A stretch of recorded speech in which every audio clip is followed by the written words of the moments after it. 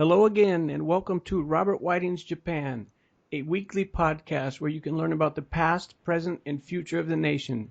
We discuss current events and trends and the newsmakers who are shaping them. I'm your host, Jack Gallagher. Bob, how you doing today? Fine, thanks, Jack. How are you? Good. You feeling good during Golden Week? Are you feeling golden? Uh, no, I try to stay out of the Ginza in central Tokyo and Shinjuku, where there are about 10 million other people trying to enjoy Golden Week. So I just stay home. Well, that's understandable. It can, despite all the people leaving the country, those of us who remain can find it very congested, to say the least. Right. So, Bob, why don't we start off today at the top, just talking about how Golden Week came about and the origin of it, and different holidays? Well, it sort of happened by accident. The first holiday in Golden Week was April 29th, which was Emperor Hirohito's birthday.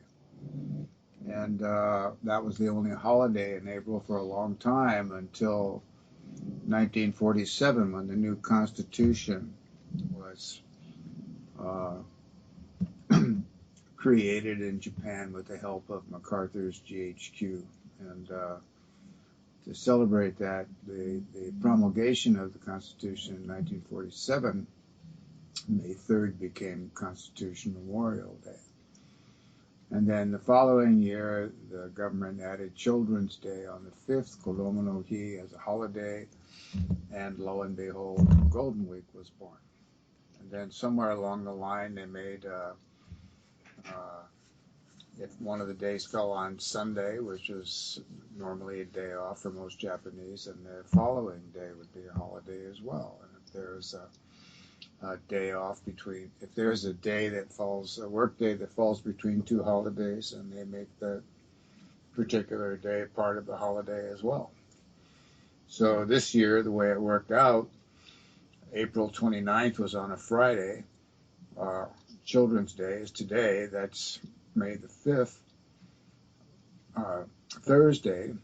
So tomorrow's Friday. People take it off. So a lot of people are on a 10-day holiday. That happens periodically. So now in Japan, you see a similar thing happens in New Year's. First, second, and third days are days off, and then the last 2 or 3 days of December, people don't do any work. Depending on the calendar, that can stretch out to as long as 10 days. And the same thing for these the new holidays in September now, where they created kind of a second Golden Week. So it used to be said that Japanese works too hard, but I'm beginning to wonder these days with all these holidays. Yes, also this year we've got the new holiday in August, Mountain Day. I believe it's going to be August 12th. Oh, really? Yeah, I'm still scratching my head over that one and trying to figure out if it was really necessary. But it falls right, during the Obon holidays. So again, I'm not sure what the Well, need was for it, but there it is. well, don't we have Ocean Day or Sea Day now? And now we have Mountain Day. That's, I don't think it's right to discriminate against lakes and forests and rivers too. So I think they should all have their own holidays. well, it's a good thing there's 365 days in the year because we're running out of days, or we're running out of things to name holidays after. That's right.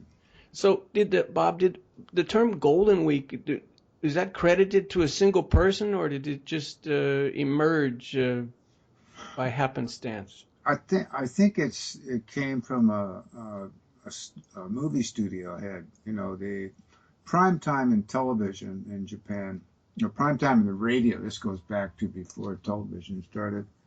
Was in the evening between 7 and 9. They used to call it, golden time, golden hour.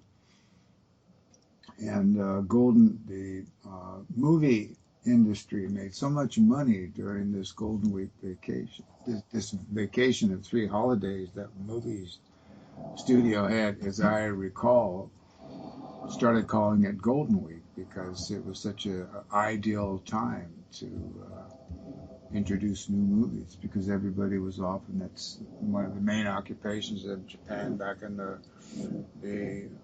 late 40s and early 50s was going to the movies because there wasn't much else to do. So I think that's how it started.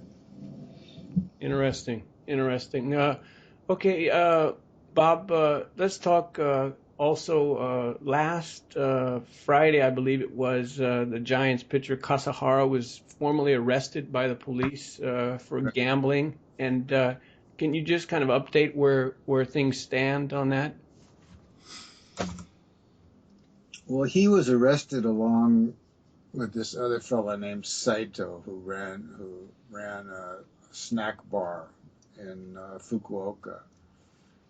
And Saito was the brains behind this gambling operation that Kasahara was running within the Giants. And he was, Kasahara would provide him with information on the players of the games and, would provide info that would help determine a handicap for different games. And Saito was taking 10% of the pot, as it were. And there's a lot of talk that there has been since the very beginning that this guy is connected to the Japanese underworld, that he's got Boryokudan or Yakuza connections. He was arrested at the same time as Kasahara. They're both being questioned now. There haven't been any leaks from the police yet. Maybe, I'm not sure what's going on. It is Golden Week after all. Maybe the police detectives are off fishing somewhere. But, but I've been told by my sources, again, that there's at least one manager in professional baseball in Japan, the NPB, on an NPB team who's involved in this gambling circle. Wow. Wow. Well, we'll await the news when that drops, but that will certainly be a bombshell, no matter who it is.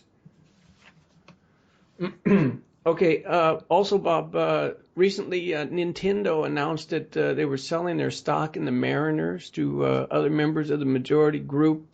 Can you talk about the motivation behind that and what it all means? Well, as far as I know, it's just it was a business decision. They were losing money on one of their gaming products, taking a big bath, and maybe they're getting tired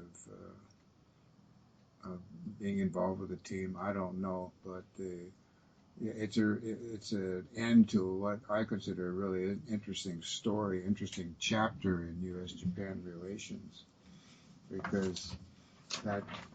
Which goes back to 1991. The Mariners used to be owned by somebody named Jeff Smilin, and they never won, and nobody ever came to see them play in the Kingdom.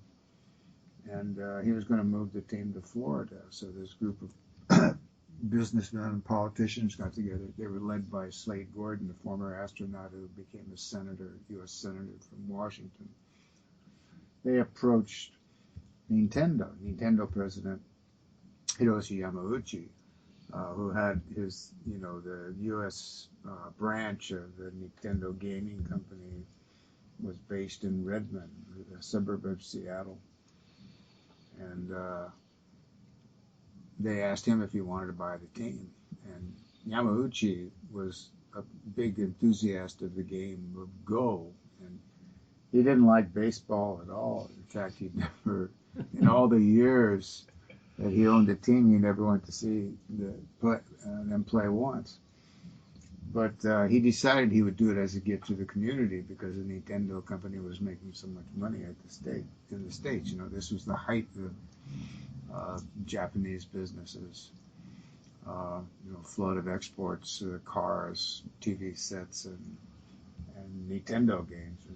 One of the most successful exports. But there was a lot of opposition to that at the time. Because of this flood of exports, there was a lot of animosity on the part of Americans towards Japanese coming into the country and buying up, Japanese were buying up Rockefeller Center, I remember, the Pebble Beach Golf Course. They bought Columbia Pictures. Matsushita bought Universal. Americans were complaining of the Japanese invasion, and the Speaker of the Parliament said, well, Americans are just lazy and illiterate. They can't make anything that works. And some lawmaker said, responded, well, the atomic bomb worked pretty well. That's how bad it was at the time. And the owner of the Philadelphia Phillies, a man named Bill Giles, declared his opposition to the sale. He said it was unpatriotic to have a Japanese team, to let a Japanese team buy a major league team. Even the commissioner, Faye Vincent at the time, said other than foreign ownership, other than Canadian, was not in the best interest of the U.S. game.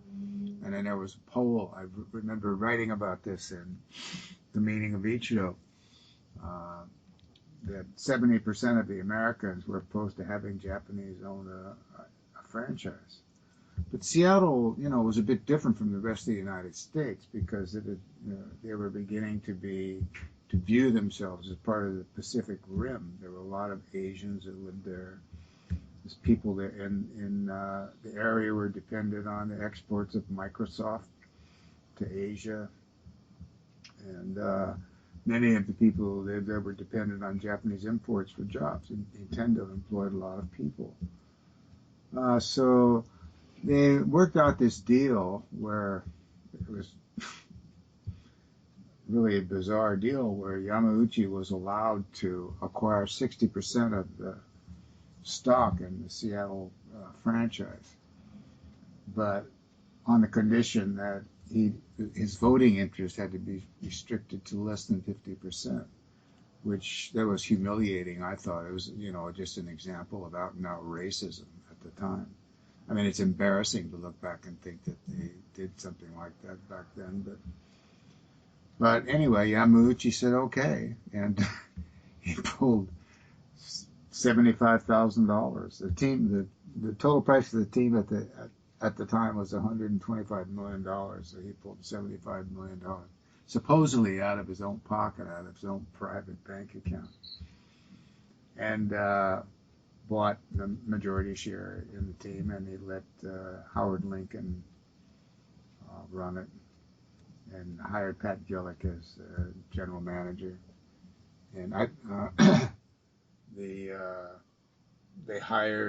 brought in Sasaki Kazuhiro, the relief ace from Yokohama, who was such a hit in Seattle. He was Rookie of the Year as their closer.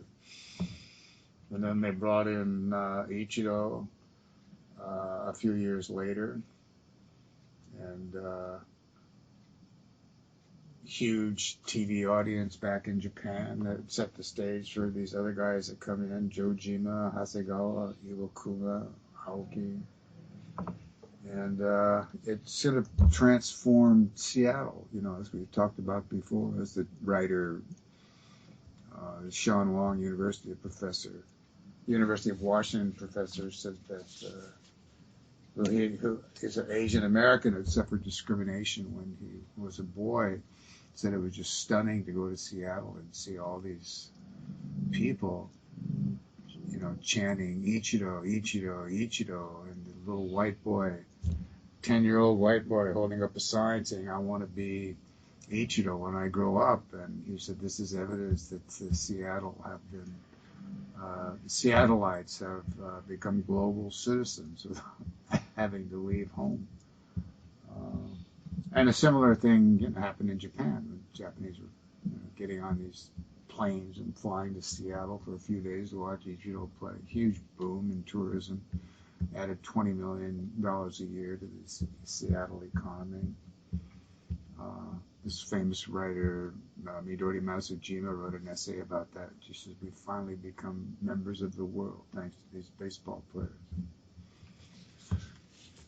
All right, Jack. So, is that enough for you? But no, it's team, and the team is now worth $104 billion. One of the best investments they ever made. So it was strange, like you said, though, the setup. Yamauchi was the majority owner, but he didn't have the power. Is that correct? That's right. He didn't have majority control in terms of voting, which I thought was, really discriminatory, racist. I guess you could even use that word. But yeah, it was something. It was embarrassing. Uh, So, do you think now with Nintendo out of the picture, is the Japanese influence on that franchise going to wane or not? uh, I have no idea. Uh, Japanese ball players have proven their worth, and I think that it's beneficial to the Seattle economy since it's so close. It's the closest North American city outside Hawaii to. Well, I guess Hawaii is not part of North America, but it's the closest city in North America to Japan. So it's an easy flight. And people will go and spend their money. So and it would mean a lot of money flowing into the Seattle Mariners franchise as well as the Seattle economy. So I mean, it makes economic sense for them to keep having Japanese players if they can get good ones. One last question, Bob. On the Mariners, do you foresee at some point in the future Ichiro being involved with that team as a coach or some other role after he retires from playing? Yeah, well, as a coach, maybe I can't see Ichiro managing anybody. He's just too much of a lone wolf. Uh, but maybe stranger things have happened. Ted Williams managed a team. I don't know. It would be interesting if he doesn't get his 3,000th hit this season. If I were running Seattle, if I were general manager, I'd sign Ichiro up next year just to have him get his 3,000th hit in Seattle, where he played for so many years, had so many 200 hit seasons. Right. I agree with you. That would be a nice way to cap it off. Okay, let's move on, Bob, and let's talk about the actress and model Rie Miyazawa. Oh yes, yes. What a doll she was. I remember her back in the I think it was the early '80s. She started modeling when she was 11, but she was on television all the time. It just seemed like she was such a beautiful girl. And she and Arnold Schwarzenegger did this series of commercials in Japan. And it was just really, great chemistry between the two. It's a huge hit.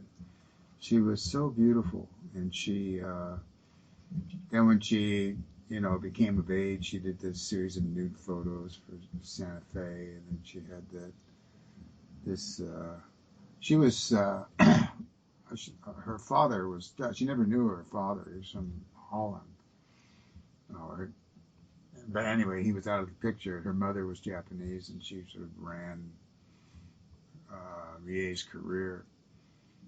But this book of her nude photos called Santa Fe was just a huge hit, sold a couple of million copies in 3 or 4 months.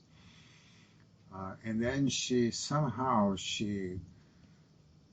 got involved with Takano Hana, the sumo yokozuna grand champion, who, the son of Wakano Hana, and his brother was also named Wakano Hana. Excuse me, or Takano Hana. I get the name screwed up. But they had this big romance, and everybody was really upset. People in the show business industry were upset that she might actually marry the sumo grand champion and retire and become a sumo housewife. People in the Sumo Association were horrified that he would marry a grand champion, a person of dignity, would marry, this fashion model and movie actress who posed in the nude. It was a big scandal. And Takano Hana didn't like her mother. Her mother was quite a character. I mean, her mother really liked to drink and smoke, and she he would come over there for dinner, and she would call him Taka-chan, which is very insulting. You have to address, a grand champion, the Yokozuna, with the proper dignity. You call him Yokozuna, or whatever. But you have to show deference to him. But she didn't do that, and so it didn't pan out. And then after that, she really went into a tailspin for a while. She just developed this anorexia, and it seemed like she lost half her body weight. She was just skin and bones. She still appeared in commercials and dramas, and she started drinking. But then she pulled herself out of it, and she, focused on becoming a movie actress. And she turned out to be quite a good actress. She won a number of awards. She was in that movie Chushingura by Ichikawa Kon, the 47 Samurai movie, and she did the Twilight Samurai. And she's made quite a career for herself. She's in her mid-40s now, but she's still something. Great story. Would you compare kind of the path of her career and the way her mother was behind it? Would that be comparable to somebody like Brooke Shields in the States? Yeah, as a matter of fact, it would. I interviewed Brooke Shields. Did you? Back in the 1980s. I did it for there's a popular Japanese weekly magazine called the Shukan Bunshu, and they have this regular feature where they interview famous people about their attitudes towards money. And so I was asked to interview her, and her mother was there along with half of Tokyo in this little room at the Akasaka Prince Hotel. She was quite nice, Brooke Shields was, I don't know, she was very young, late teens, early 20s, but her mother was watching every move. She was very well-mannered, very pleasant person, but her mother had a drinking problem, and a self-image problem, and all sorts of other problems. So they eventually split at one time down the road, but her mother micromanaged her career. But I was always impressed, though, at how nice Brooke Shields turned out to be. Yeah, it's interesting, Bob, because you talked about Santa Fe, the book with Miyazawa, and of course, when Shields first came on the scene, she was very young when she made that movie called Pretty Baby, which was, very controversial because she was really young. Like a 14-year-old hooker, right? And then, excuse me, and then again, the path with Miyazawa is striking because Miyazawa's involvement with Takanohana, and then Brooke Shields ends up marrying Andre Agassi, the tennis player. Right. Yes. Right. That's interesting. I hadn't thought about that. Yes. Yeah. No. And I would say that they're probably about the same age right now, if I'm not mistaken. Maybe Brooke Shields is a bit older, but interesting. I did not know you had interviewed Brooke Shields. Yes, I do. I have a photo of her and me standing together, and flanked by the editor and her mother, and it's sitting on a table in my apartment here. My wife thinks it's really cool. That's classic. Is there anybody you haven't interviewed? Well, I haven't interviewed the head of the Yamaguchi Gumi yet. I'm working on it. Not yet. Okay. Bob, let's move on. And of course, a few weeks back, we had a very tragic and devastating earthquake down in Kumamoto. And some controversy emerged in the wake of that. It came out that the president of NHK had essentially told his staff to play down the effect of the quake on the nuclear reactor. Can you talk about that? Yeah, well, Momi, that's his name. He might as well just be working for the Japanese government. They should give him a cabinet post. And, because he considers himself an agent of the Abe Naikaku, Abe cabinet, Abe administration. and he's just there to do their bidding. I think it's silly. It's a silly thing to say. I'm not sure how serious he was, or if he was misquoted or what. But what are you going to do if your reporters come up with information that the government doesn't have? Like the reactor is in imminent danger of exploding or something like that. But for some reason the government just doesn't know about it. So what are you going to do? You're not going to report that. I mean, that just seems to go against the whole idea of having a TV station. He's trying to turn it into a PR wing for the Liberal Democratic Party. Well, I mean, it is a quasi-governmental organization. NHK always has, been pro-government, and they've always, watched they haven't, gone, you never saw them criticize the government. Sometimes they'd have critics come on TV and complain about government policy, but, they're always more sedate. Mm. So, it's interesting because the BBC is kind of fiercely independent in England, but as you said, NHK, this kind of incident does not reflect well on No, them. especially after they fired Cunha and they changed the format for the close-up Gendai, which was their hardest hitting program. Yeah, it makes you wonder. But then again, television has never been a really hard-hitting medium in Japan. Uh, and neither have the newspapers, the major newspapers, Asahi, Yomiuri, Nikkei. They're all constrained, both TV and print media, or newspaper print media are constrained by the Keisha Club system, the Reporters Club system, in which it's very tightly controlled, and you get access to the people you want to cover. If you're covering the Prime Minister, there's a Prime Minister's Keisha Club that you got to become a member of. If you want to cover international trade, then you have to join that particular ministry's Keisha Club. Same thing if you want to report on the Tokyo Giants, you've got to join the Yomiuri Giants Keisha Club and have all your stories vetted. And so it's all very restricted. And I think this gives rise to criticisms that there's no freedom of the press in Japan.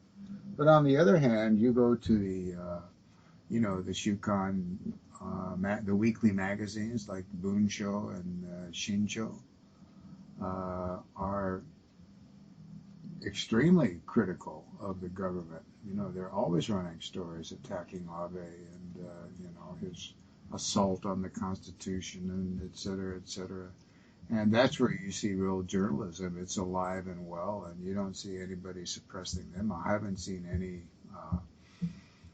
editors, resigning at Shincho or Bunge Shunju. There's also an evening daily called the Nikkan Gendai it's just constantly hammering Abe. They call him a traitor, a buffoon, whatever. And you can't pick up the newspaper without seeing some art, usually in the headlines of them blasting Abe to pieces. In fact, it's so bad that there's a kiosk in the subway station on this one exit that goes to the National Diet. And Kasumi Gaseki? in Kasumi Gaseki, right? And you can't see that newspaper there anymore. Oh, But you can get it everywhere else. So, boy. People who say that there's a clampdown on press freedom in Japan, I think they're exaggerating the issue. It's true for TV and for major daily newspapers that always had been a check on what it's kind of a self-censorship. on what they write. They don't want to make waves. They don't want to upset the captain of the Keisha Club, blah, blah, blah. But that's not true for the periodicals, who are not subject to the Keisha Club system. They can't join the Keisha Club system. So they're essentially free. So what you see is a lot of reporters who who belong to the Keisha Club, who can't get their stories published in their newspapers or on TV, go underground and use fake names and publish it in pseudonyms, and they'll publish them in the weekly magazines. Really? So there are reporters at mainstream newspapers that use pseudonyms. Yes. Is that right? Wow. Or they'll give them to another journalist, and the journalist will publish his work, but it gets out. So, Wow, that's interesting. there is, I think there is a healthy freedom of the press in Japan. It just takes a different form than it does in other countries. Right, right.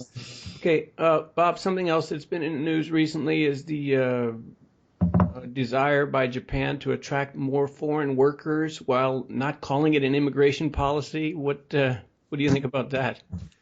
Well, yeah, we wouldn't want to go overboard now. Would we? Well, they need the workers. It's a political problem, I guess, so they have to be careful.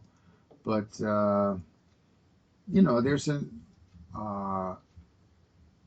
there's still groups within Japan that have a narrow world view about foreigners. Like the Sumo Association is one of them. After they passed that rule, that each stable can only have one foreign wrestler. Since all of the Yokozuna and Osei, for the most part, have been foreign wrestlers from Mongolia, they tried to clamp down on that. I don't think you would ever see the Yomiuri Giants hire a foreign manager, or certainly not in the foreseeable future. But on the other hand, there's been a shift. Japanese, in my opinion, are not as anti-foreign as they used to be. There's a survey that it's an annual survey. There's something called the Nihon Kokumin Seikaku Kenkyu Jo, the Japanese Research Institute on National Character. It's a government-run organization, and every year they ask a series of questions to a select group of people, 100 or 200 people. And then, every year it's the same sort of question. What's your favorite food? What's your favorite sport? Where do you go on holiday? And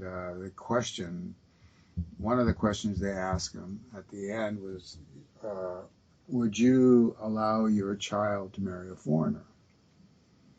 And this was, I wrote about this in one of my books, but back in 1998, something like 45% of the people who responded to that question said no, they would not want their child to marry a foreigner. And something like 20% said it was okay, and the rest said they didn't know. Well, in the most recent edition, that question was asked, and it's the very same question, and the answer, 51% said yes, they would allow their child to marry a foreigner, and the ones who said they wouldn't had backed down to under 25%. So I think that's a big change. And, it's all, Japan's had a lot more exposure to the West in the past 20 years. There's been the advent of satellite TV. There are big sports stars like Nomo and Ichiro Matsui went to the States. There's soccer stars like Nakata went to Europe. There's a lot more jet travel. Traveling overseas, there's just a better understanding of, the ways of other countries, and so I think that's reflected in this poll. There's just more acceptance of foreigners than there used to be. I mean, there's still some discrimination in certain areas, but it's better than it used to be. So there. Okay. Moving on, the hate speech law, Bob, this has been something that's been bandied back and forth for quite a while now. And where do you think it's going to end up? And is it something that's necessary? Yeah, I think so. You see hate speech in Japan. I think we went through this before with there were Koreans, the Zainichi living in Japan. There were, give you a brief recap of that history. There were some 2 million Koreans living in Japan proper when World War II ended. They were part of the Japanese Imperial Empire at the time. They were citizens of Japan, but they had been brought there forcibly. Many of them were brought forcibly. Some came voluntarily. And when the war ended, 1.5 million of them, 1.4 million, went back to Korea. And then the Korean Peninsula split into two countries in 1948. North Korea, the Democratic Republic of North Korea, and the Republic of Korea in the south. North being pro-communist, pro-Russia, and China, and the south being pro-democracy, pro-American. And after the occupation ended, the Japanese government gave a choice to these 600,000 people living in Japan that they could become Japanese citizens or become citizens of their own country or do whatever they wanted. And 1/3 of them, about 200,000, became citizens of Japan. 1/3 became citizens of South Korea, got Korean passports. And 1/3 had relatives in North Korea, were sort of pro-North Korea, but they didn't want a North Korean passport because it didn't do anything for you. And also they were looking forward to the day when North and South would be reunified, so they didn't want to take any of the options. So they remained stateless. They remained in Japan. They have their own schools. You see their kids dressed in these traditional Korean outfits. And those are the people that have been targeted by the right wing in Japan. You see a lot of demonstrations where these trucks will follow the kids when they walk home from school and things like that, and giving them a hard time because they're not citizens of Japan. And and I'm not sure these people have residence visas. I mean, they have a kind of stateless status. But the question is, how protected would they be, and what, with this hate speech law, because there is no penalty. So you can, yell and scream obscenities and vile threats at these people all day, like, the ultra-nationalists do, the Oku do in their trucks, and, not be punished for it. So what's the point of it? And also, what about somebody who doesn't have a residence visa, here as a refugee, and they're a victim of hate speech? They're not protected under this law. Well, the law really doesn't really offer any protections, does it? It's just sort of a cosmetic thing. Some politician wants it on his resume. Right. So it's He can go around saying, I helped sponsor the hate speech law, right? Big deal. right. So even if it's enacted, there's not going to be any teeth in it. Is that what you're saying? That's what it seems to be from what I've read about it. Wow. Okay. Let's talk now about the famous singer Kyu Sakamoto, Yeah, who was very popular around the time you first came to Japan. right. Yeah, I remember that in 1963 he recorded that song "Ue Umuite Aruko," and it was a really nice melody. So they first they recorded it as an instrumental, and then because that was so successful, they released the original recording.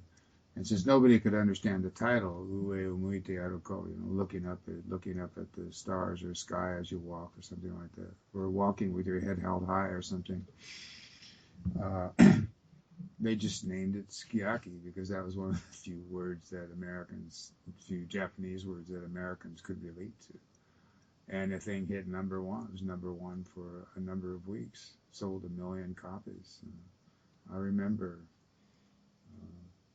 see these sitting in some bar off base. I was in the military and some GIs singing this song. Had no idea what the words meant, but they remembered them. You know, they could recite the words, but they had no idea what they meant. Then he did another song called Shina, Shina, Shina no Yoru, China Night. And they couldn't, for some reason, people heard that as she ain't got no yo-yo. So that's the way the lyrics of that song would go when American GIs were singing it anyway. But that was the only hit. That's the only record, Sukiyaki, he's the only Japanese to ever have a #1 hit on Billboard in the United States. Now, was he originally an Inca singer, what you would call an Inca singer? No, Inca singer? Mm. I don't know. I thought he was a pop singer. I thought that's what he started out as a pop singer. He had, that's right. He started out with this group called Danny Ida and the Paradise King. They're a rock group. And as far as I know, anyway, I remember seeing him at the Ashibe coffee shop in McGinza. That was one of these 4x4 things where the stage went up and down. It was quite impressive, really popular. All the top singers and acts went there to perform. But you know, he died in that Japan Airlines crash in 1985. 500 people aboard the plane. It was on a plane. It was flying from Tokyo to Osaka for the Obon festival. And that plane crashed, exploded the, what do they call it, the vertical stabilizer. Right. Didn't the rear bulkhead explode and it severed the vertical stabilizer, I think? Is that right? And so the plane lost the hydraulic control as a result, and so they couldn't steer the plane. And so they did for a while. They circled it, and then they lost it. They went out over the Tokyo Bay, then came back in, and it crashed into a mountain. And there was a rescue group from Yokota Base that found them right after they crashed. This was like the plane took off at 6 in the evening, and it was the middle of the summer, so it was still light at 7 when they found them, and they were ready to, lower guys down from helicopters and send in first aid crews and try to save some lives. And for some reason, they were told to stand down by the Japanese government, and the Japanese rescue force, which was on the way, didn't make it before dark, so they couldn't find it. And they had to spend the night 40 miles away, and then they went there the next day, and there were only 4 people left alive. And, Right. They could have saved many more lives if they'd have let those people from Yokota go in. And it was really curious why they said no. I guess maybe they didn't. This is again at the height of the trade conflict between the U.S. and Japan. They didn't want to have to be beholden to the Americans. Right. Bob, I still remember it was 10 years later when the story about that came out, because it was one of the helicopter pilots from the U.S. base who said that within 5 minutes of the accident, they were circling over. Yeah. And people, obviously everybody was in shock, but they were looking up at them. And then they were told to stand down, and the Japanese rescue team didn't go in till the next morning. And that night, several people expired because, they were left out there, even though it was the summertime, at night in the mountains, it cools down. And they died from exposure. Right. And it was one of the U.S. pilots who I guess was out of the military at that time gave the story to Stars and Stripes. I remember very well. This was August of '95, and like you said, it was just kind of mind-boggling the way it all went down, and that to this day that remains the largest number of lives lost in a single airline crash. Yeah, it was terrible. That was just. I knew that they had found him then. I had a friend who was a photographer who was working with the military who told me what had happened. I Oh, knew. is that right? So you knew before? You knew before 95? Yeah, I knew the next day, Oh, and he wow. was just cursing. He was so mad. But there wasn't nothing in papers about it. Right, right. No, it was a Stars and Stripes story in 95 is when that came out. And, of course, like you said, a lot of things had changed in that 10-year span. But, yeah, it was a great tragedy. It's a great tragedy. And the other thing that got me, too, was that I guess most people outside Japan probably wouldn't know, but at that time, even for a 1 hour flight, Japan was using 747s. And when I heard about that crash originally, I was thinking, wow, I wonder where that plane was going. And then you find out it was only flying for an hour. But even on commuter flights, essentially, like San Francisco to LA, they were using 747s. Yeah, well, especially at that time because it was, the Obon Festival and everybody just, let's go back. Tokyo just empties out for the period of several days. To go back to the celebrate this festival that's dedicated to the souls of their ancestors. It's a time where everybody goes back home and gets drunk and watches high school baseball on TV and on the time. But so everybody was traveling, so you needed a big plane like that. That Right, plane made like 6 or 7 trips a day before right, right, right. Osaka. So the whole city just emptied out.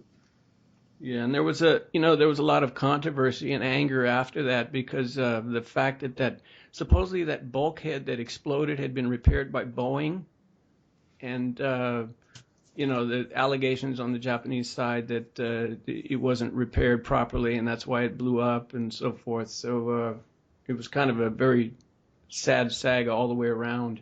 Well, the story that came out later that I read was that the maintenance worker who had done the repairs, there's this the tail had been hit. They call it a tail A strike, tail strike, right, right. and so this maintenance worker uh, for Japan Airlines had made the repairs, but they didn't do them properly. And Boeing knew this, but they also uh, they, they thought that they viewed Japan Airlines as a valuable customer, so they didn't want them to lose face. So they just let that story stand, that it was their fault, but it really wasn't their fault. It wasn't a structural fault, it was a maintenance error. Interesting, interesting. I was unaware of that, but yeah, again, a very tragic way for Sakamoto to die, and along with the other 519 people that passed away along with him. So That plane hit the side of a mountain and it turned completely upside down. right, it was in Guma Prefecture. What happened was after the vertical stabilizer was knocked out, like you said, they lost control, but they flew for 30 minutes. 30 minutes trying to come up with some kind of a solution before, they couldn't. And Turning the engine, alternating the engine thrust on the yeah, inside, and wow. and I can remember, every year on the anniversary, something comes out, and many years ago there was, there's an actual audio cassette of the transmission between the pilots and the tower, and that's pretty gruesome. So, but anyway, on a lighter note, Bob, it's come out that a man has won his appeal in Japan to classify his losses on horse racing tickets as business expenses. Uh, What say you? I think that makes perfect sense to me. I read the guy's argument, and he said, "Listen, I win all this money at the racetrack. It's my business. You tax me on my winnings. The government tax. I have to pay income tax on my winnings. So why shouldn't I be able to write off expenses when I lose?" and because this is my profession, that's how he makes his living, is betting on horses, right? And it's not entertainment or anything. And so the court agreed with him, which I thought was, quite quite reasonable. I applaud the court for having such common sense. And do you think there'll be a flood of others who try to take the same avenue? Well, I'm sure. Yeah, it's too bad that the yakuza, the Yamaguchi Gumi, have been their activities have been restricted by these new anti-gang laws. I'm sure they could take advantage of a ruling like that. Oh boy. Wow. Okay. Let's see here. How about the Mitsubishi Motors mileage scandal? It seems to be something that's a domestic issue at this point, but alleged manipulation of the miles per gallon on their cars. Yeah. Is that going to have an impact, do you believe? Well, their stock prices dropped by about 40%. So yeah, I guess I guess it will. they lied. At first, they said they'd been doing it for falsifying data for 11 years, accidentally falsifying data. I don't know how you could do that. And uh, and then they had to admit that it was actually 25 years. Uh, but it will hurt them in Japan. They tried to cover it up. Mitsubishi's had some other problems, the details of which I can't remember. But when you try to cover something up like that, it just makes it 10 times worse than it normally would be. If you just say, "Yeah, we made a mistake, sorry," but this is only in Japan. It's not on the scale of, say, the Volkswagen scandal that came out a while back, which was a global thing. But I'm sure that Mitsubishi will survive. I'm sure they have a lot of money in the Mitsubishi banks and the Mitsubishi real estate and securities industries and the Mitsubishi real estate construction. So don't cry for Mitsubishi Motors, Jack. They'll be just fine. Okay. Now, one more item here is the Yasukuni Shrine, and this is the kind of the time of year when people are making visits, and politicians are making visits and offerings and so forth, and it's such a lightning rod for criticism from other countries. Is that something that's ever going to change, or is it just, or politicians are going to keep going and other countries are going to keep being upset by it? Probably. What people don't understand, I think what most people don't get about Yasukuni is that it's a private shrine. It's a Shinto shrine. It's been around since the Meiji era, but it's run by a private Shinto organization and a long line of people from the same family, I think.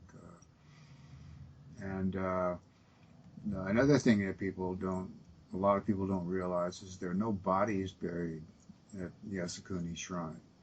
There are no ashes there at all.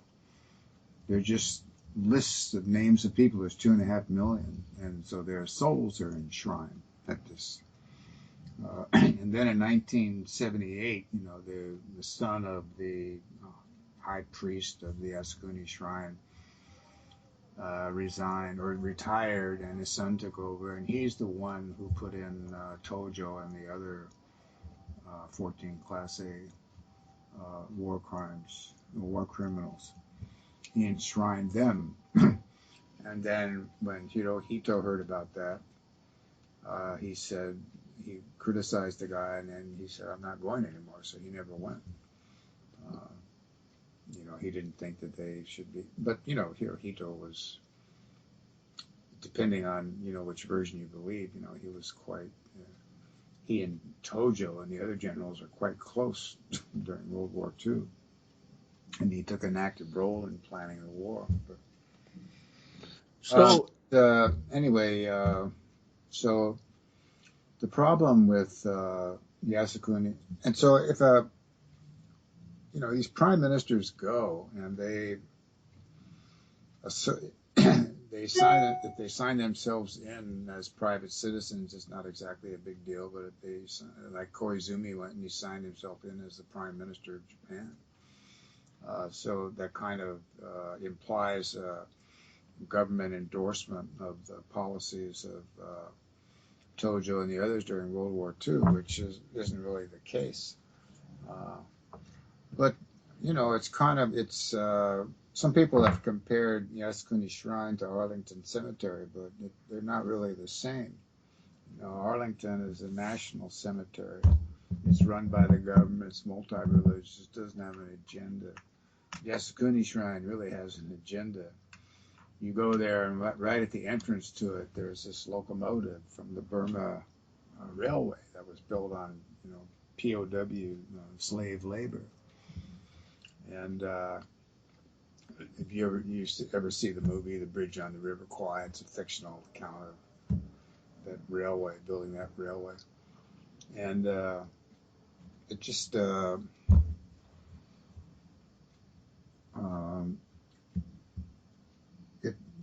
there's no sign there that says that this railway was built on the backs of POWs who were treated inhumanely in making of this railway.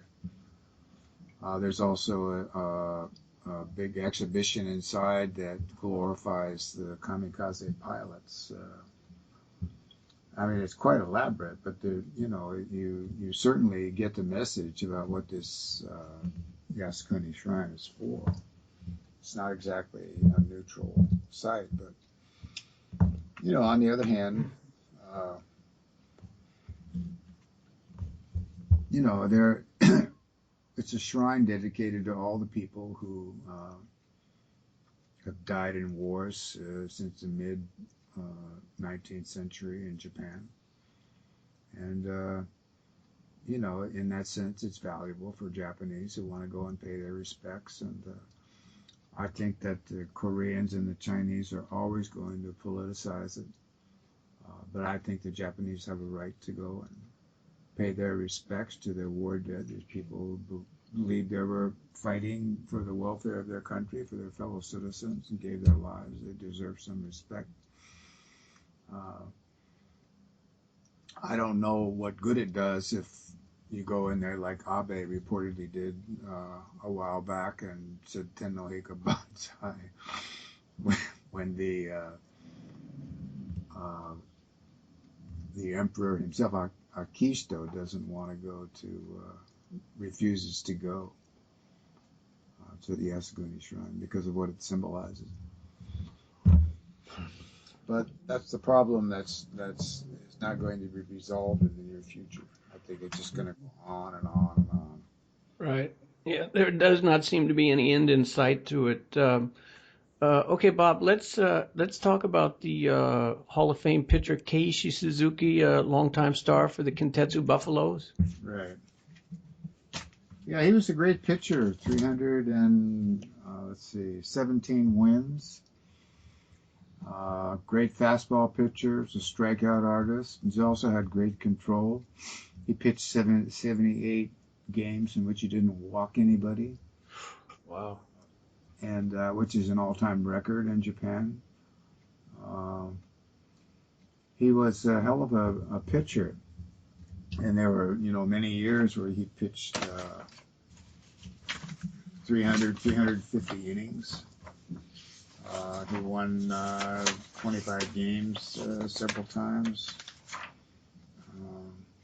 Actually, 25 games, 24. I'm reading his records now. 22, 21, 21. Innings pitched 359, 330, 265, 291. And he was a real hard ass. And he became manager when Nomo was the star Kintetsu pitcher, and he believed that you should pitch until your arm falls off, and the best way to cure a sore arm is to throw more. And he really gave Nomo a hard time. Nomo's arm was hurt so badly that he couldn't even drive. He had to drive with his left hand. And Suzuki out there is telling, people that Nomo's slacking off, that he doesn't have any guts, blah, blah, blah. And so Nomo was quoted later as saying that he didn't especially want to go play in the major leagues at the time, but he said it's just that he didn't want to play for Suzuki anymore, and that was one way of getting out from under Suzuki's thumb. There's another guy who was the third baseman for the Kintetsu Buffaloes at the time, a guy named Kanemura, who said that Suzuki was the worst manager he'd ever played for. So, he's like a lot of, big stars. They don't really understand how to educate people. They don't understand, what lesser mortals have to go through. Anyway, that's all I have to say about Suzuki. Well, he was as you said, quite a successful pitcher in his day. Do you think the fact that he played for the Buffaloes is the reason that, he's in the Hall of Fame and so forth, right? But he's obviously not as well known as if he'd played for the Giants or the Tigers. Do you think his legend would be much greater if he had played for one of those more prominent teams?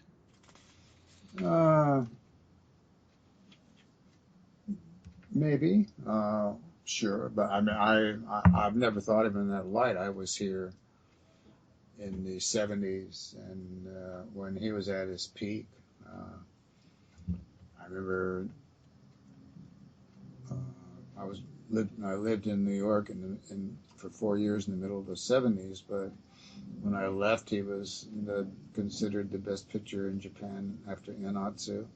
And then when I came back, he was considered the best pitcher after Joji Murata. So, he was nobody ever went to see the Kintetsu Buffaloes. That's on TV. He certainly labored in obscurity, but you read the sports papers every day or watched the TV sports news, you knew that he was a big deal. And he always did well in these postseason all-star games when Americans came over. Oh. Everybody said this guy Suzuki, could win, 20 games in the States if he played. So, he was like Ichiro in a way. Ichiro played for Orcs, and when they were in Japan, they were hardly ever on TV, and the stands were hardly ever full. But people knew who he was. He broke the hit record, so it's the same category. But basically, this clash with Nomo, in an indirect way, or perhaps in a direct way, Suzuki has a lot to do with the migration of Japanese players to the MLB. That's right. There should be a statue of Suzuki at Narita Airport with a whip in one hand and baseball bat in the other. But yes, that's true. If it hadn't been for him, then maybe Nomo wouldn't have gone.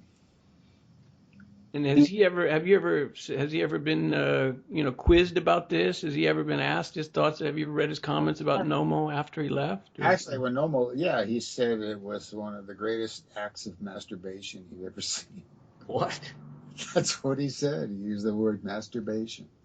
So that's what Nomo is doing. Meaning he's not going to succeed, he's just doing this to, for his own self-gratification.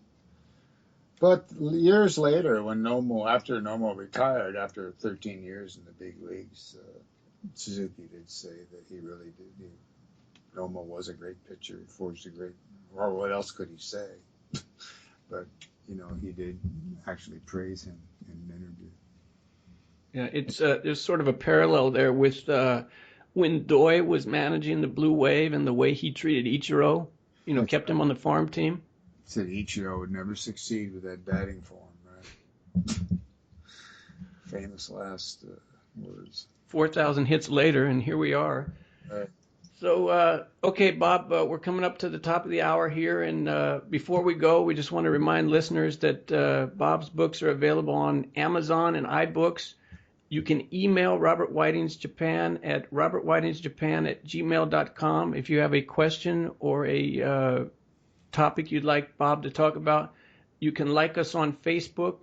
You can follow us on Twitter. And you can listen to Robert Whiting's Japan on SoundCloud, subscribe via iTunes, and also on YouTube. And we're also happy to announce that Robert Whiting's Japan is now available on Stitcher Internet Radio. Bob's column in the Yukon Fuji runs every Tuesday, Japanese only in the print edition. And what did you write about this week, Bob? A Sale of the Mariners by Nintendo. Okay. Discussed earlier. Yes. So that's, well, good timing then on that. So anyway, Bob, hope the rest of your Golden Week is golden, and thanks for another great show. Okay, thanks, Jack. Sure. Bye. Bye.